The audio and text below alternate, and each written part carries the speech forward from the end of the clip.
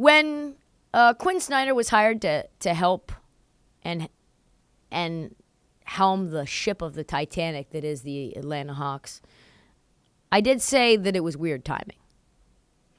But you add that to the notion that there were speculation that the only reason he came on that late in the season was to figure out whether he could live with Trae Young in the mix. It turns out that we have our answer about what that was all about. Rumors are now catching fire, saying that the Hawks are 100% going to explore trading Trae Young in the offseason. The rumors, let me say that again. The rumors are that the Hawks ownership has given the green light to whoever wants to do it to trade Trae Young in the offseason. Wow.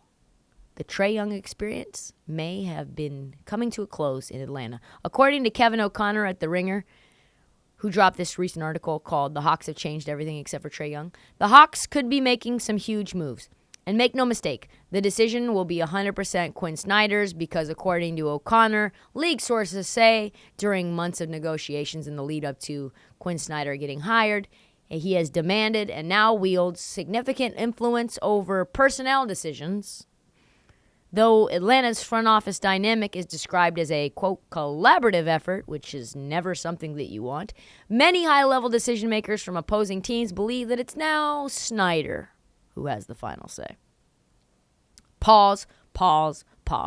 Did Kevin O'Connor just write months? Months of negotiations with Quin Snyder? So they were negotiating with Quin Snyder while Nate McMillan was still rolling out the ball and coaching the Atlanta Hawks?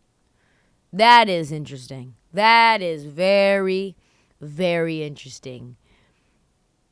I guess it makes sense, given that the most desirable coaching candidate on the market at the time would demand control, and it would make sense that he would want some sort of conversation prior to the opening. But Jesus Christ, is that wild. He has been 10-11 since taking over because Trae Young doesn't want to move without the ball, basically. He is Russell Westbrook. Everybody thought he was going to be Oklahoma Trae Young, which is some version of Steph Curry with off-the-ball movement, pin downs, dribble handoffs, and really what he does when he doesn't have the ball is just stand there. Is that encouraging to you or not? Because it is not encouraging to me. How Snyder has gotten the kids, A.J. Griffin, Sadiq Bey, Jalen Johnson, to buy in, and Trae Young hasn't, shows you everything you need to know about Trae Young. So would that shock me if Trae Young and or DeJounte Murray got moved this summer? No, it would not. Would I be shocked if they tried to build around Trae Young next year? I would also not be shocked. All I know is for the first time in Trae Young's career, people are pointing at Trae Young and saying, listen, motherfucker, you are dead on the chopping block if you don't get that shit squared away. They are not putting up with his nonsense. So either he needs to move without the ball and be little baby Steph Curry, or he is going to somewhere like Houston with Jalen Green and them boys.